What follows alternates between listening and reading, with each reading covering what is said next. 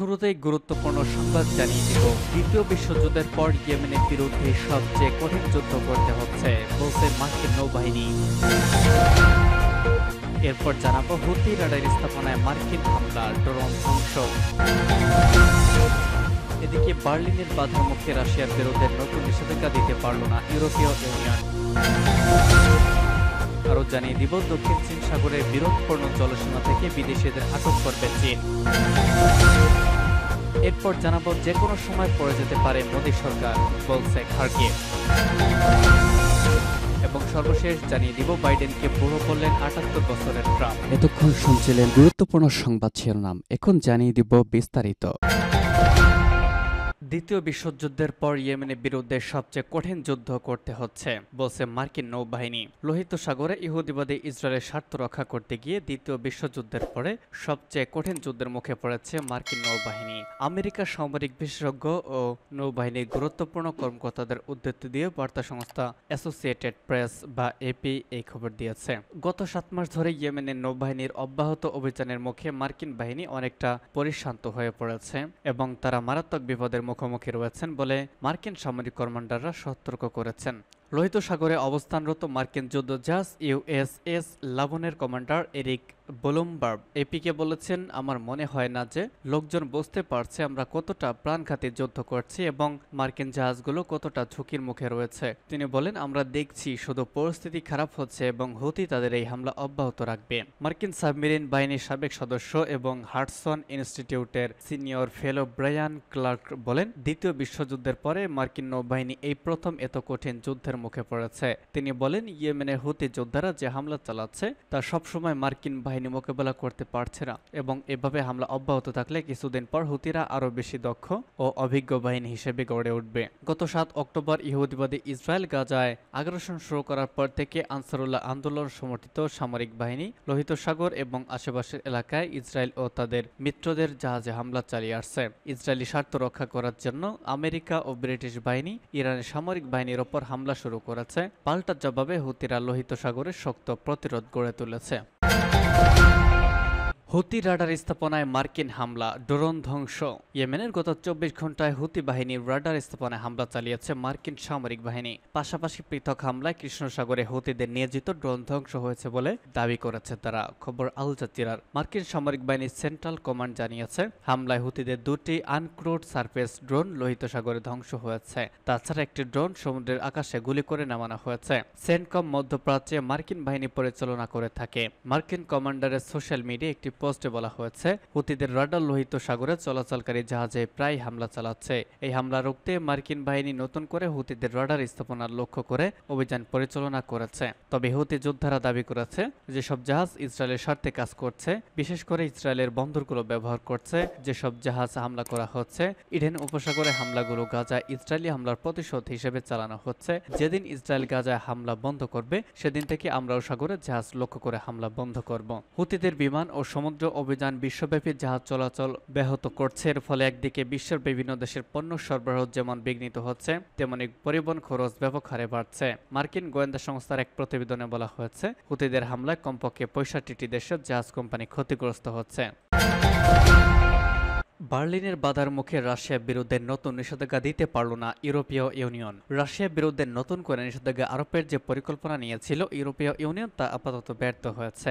Germany বাধার মুখে রাশিয়ার বিরুদ্ধে প্রস্তাবিত নিষেধাজ্ঞা নিয়ে গতকাল আলোচনা করতে পারেনি ইউরোপীয় ইউনিয়ন। ইউরোপীয় ইউনিয়নের কয়েক ডজন কূটনীতিকের বরাত দিয়ে বার্তা সংস্থা রয়টার্স গতরাতে জানিয়েছে, ইউরোপীয় ইউনিয়নের সদস্য দেশগুলোর নতুন নিষেধাজ্ঞা নিয়ে গতকাল সন্ধ্যায় আলোচনার কথা ছিল, কিন্তু শেষ মুহূর্তে জার্মানি বাধার মুখে আলোচনার এই এজেন্ডা প্রত্যাহার করা হয়। নতুন পরিকল্পনার মধ্যে রাশিয়ার তরলকৃত প্রাকৃতিক গ্যাস পরিবহনের উপরে নিষেধাজ্ঞা আরোপের কথা ছিল। এছাড়া যেসব দেশ নিষেধাজ্ঞা এড়িয়ে রাশিয়ার কাছ থেকে জ্বালানি কিনে তা তৃতীয় দেশের মাধ্যমে বিক্রি করছে তাদের বিরুদ্ধে শাস্তিমূলক ব্যবস্থা নেওয়ার কথা ছিল। জার্মানি মনে করছে ইউরোপীয় ইউনিয়নের এই পরিকল্পনায় তার নিজের অর্থনীতি এবং বিভিন্ন কোম্পানি ক্ষতিগ্রস্ত হবে।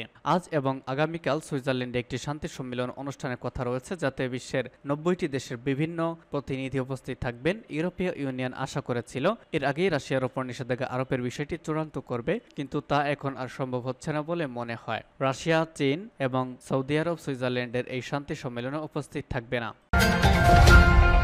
দক্ষিণ চীন সাগরের বিরোধপূর্ণ জলসীমা থেকে বিদেশিদের আটক করবে চীন। নতুন সমুদ্র আইন জারি করেছে চীন। এরই মধ্যে কার্যকর হয়েছে আইন। নতুন এই আইনে দক্ষিণ চীন সাগরের বিরোধপূর্ণ জলসীমায় অনুপ্রবেশের দায়ে বিদেশিদের আটক করা যাবে। তবে চীনের এই নতুন আইনের আন্তর্জাতিক বৈধতা নিয়ে তুলেছে প্রতিবেশী দেশগুলো। গণমাধ্যমের প্রতিবেদন অনুযায়ী ফিলিপাইন সহ দক্ষিণ পূর্ব এশিয়ার বেশ কয়েকটি দেশের দাবিকে উড়িয়ে দক্ষিণ চীন সাগরের প্রায় পুরোটাই দাবি করে চীন। যদিও 2016 সালে দ্য হেগের আন্তর্জাতিক আদালত চীনের দাবির কোনো আইনি ভিত্তি নেই বলে রায় দেয়। চীন সরকার দেশটির কোস্টগার্ড এবং অন্যান্য নৌযানগুলোকে নিজের বলে দাবি করা জলসীমায় টহল দেওয়ার জন্য মোতায়েন করেছে এবং বেশ কয়েকটি সামরিক কৃত্রিম দ্বীপ তৈরি করেছে।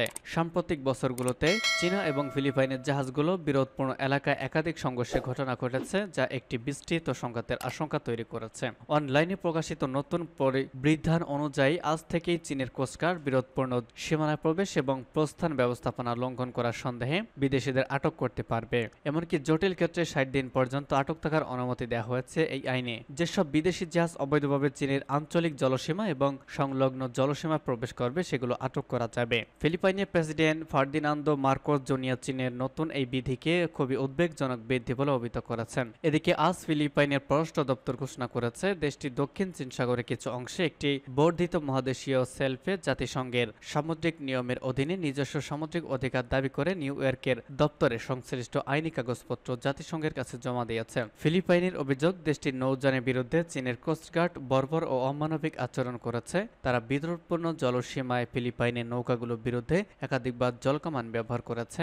এছাড়াও সংঘর্ষে ফিলিপাইনের সৈন্যরা আহত হয়েছে। ফিলিপাইনের সামরিক বাহিনীর প্রধান জেনারেল রোমিও ব্রাউনার আজ সাংবাদিকদের বলেছেন, ম্যানিলা কর্তৃপক্ষ আমাদের জেলেদের রক্ষা করার জন্য নেওয়া কিছু পদক্ষেপ নিয়ে আলোচনা করেছে। ব্রাউনার আরও বলেছেন, ফিলিপাইনের মৎস্যজীবীদের বলা হয়েছে উভয় নেই বেইজিং এর নতুন নিয়মের উপেক্ষা করে আমাদের এক্সক্লুসিভ ইকোনমিক জোনে মাছ ধরার জন্য স্বাভাবিক ক্রিয়াকলাপ চালিয়ে যেতে পারবেন। গতকাল শক্তিশালী অর্থনৈতিক গ্রুপ অব 7 G7 গুরুত্বপূর্ণ জলসীমায় চীনের বিপজ্জনক অনুপ্রবেশের সমালোচনা করা হয়েছে।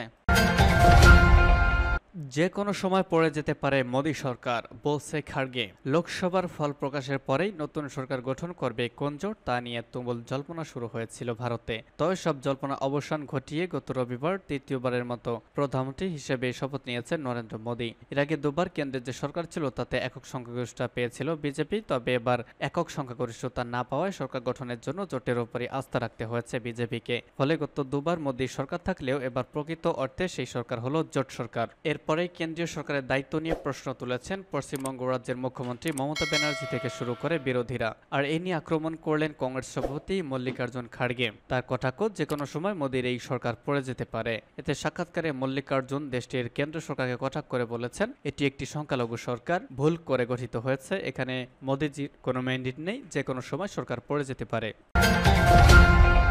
এবং সর্বশেষ জানিয়ে দিব, বাইডেনকে বুড়ো বললেন 78 বছর বয়সের ট্রাম্প। চলতি বছরে অনুষ্ঠিত হতে যাচ্ছে যুক্তরাষ্ট্রের প্রেসিডেন্ট নির্বাচন। এবারের নির্বাচনে বয়স একটি মুখ্য বিষয় হয়ে দাঁড়িয়েছে। সাবেক মার্কিন প্রেসিডেন্ট ও রিপাবলিকান দলের প্রার্থী ডোনাল্ড ট্রাম্প, বর্তমান প্রেসিডেন্ট ও ডেমোক্র্যাট দলের প্রার্থী জো বাইডেনের মধ্যে নির্বাচন নিয়ে বাকযুদ্ধ হচ্ছে। এর মধ্যেই একজন আরেকজনকে বুড়ো বলে আখ্যা দিয়েছেন। বর্তমান প্রেসিডেন্ট বাইডেনকে বুড়ো বলে আক্রমণ করেছেন ট্রাম্প। গতকাল রাতে নিজের 78তম জন্মদিনে ফ্লোরিডায় ভাষণ দেওয়ার সময় একথা বলেছেন ট্রাম্প।